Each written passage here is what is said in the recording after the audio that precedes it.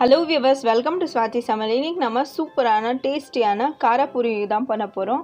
So அதுக்கு தேவையான ingredients பார்த்துடலாம் வாங்க. 1 கப் போல பொரி எடுத்துக்கிறேன். வேர்க்கடலை, கடுகு, சீரகம்,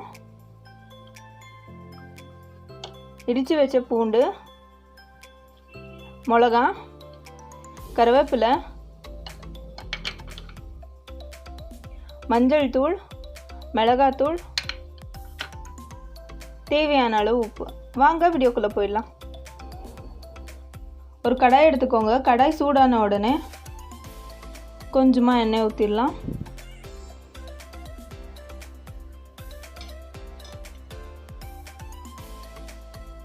எண்ணெய் சூடான உடனே கடுகு, சீரகம் ஆட் பண்ணிடலாம். கடுகு பொரிஞ்சு வந்த உடனே வேர்க்கடலை ஆட் பண்ணிடலாம். வேர்க்கடலையை நல்லா ஃப்ரை பண்ணிக்கோங்க.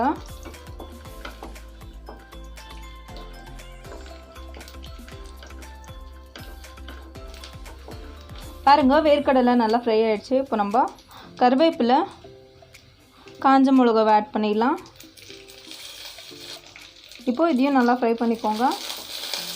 இப்போ இடித்து வச்ச பூண்டு ஆட் பண்ணிடலாம்.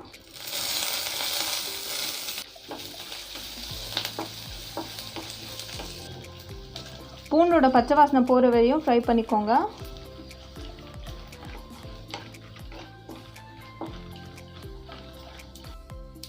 இப்போ நம்ம மஞ்சள் தூள், மிளகாய் தூள் ஆட் பண்ணிடலாம்.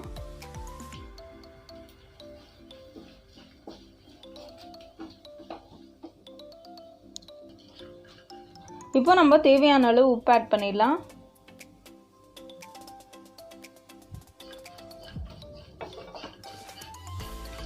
இப்போ நம்ம ஸ்டவ் ஆஃப் பண்ணிவிட்டு பொரியை இதில் ஆட் பண்ணிடலாம்.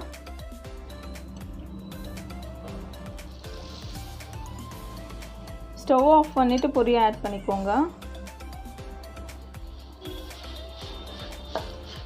இப்போ இதை நல்லா மிக்ஸ் பண்ணிக்கோங்க.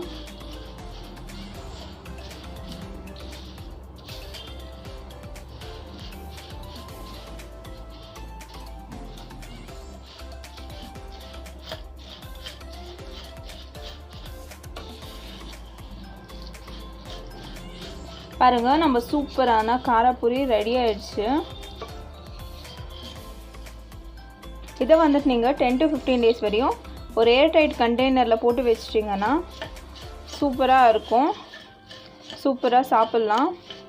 இது வந்துட்டு நீங்கள் ட்ராவலிங் டைமில் கூட எடுத்துகிட்டு போகலாம். ஸ்நாக் ரெசிபியாக வீட்டில் கூட ஈவினிங் ஸ்நாக்ஸாக கிட்ஸுக்கு கொடுத்தா ரொம்ப விரும்பி சாப்பிடுவாங்க. இப்போ இது ரெடி ஆயிடுச்சு. நம்ம சர்வ் பண்ணிடலாம். பாருங்கள் நம்ம சூப்பரான காரப்பொரி ரெசிபி ரெடி ஆயிடுச்சு. இப்போ நம்ம இது டேஸ்ட் பண்ணிடலாம்.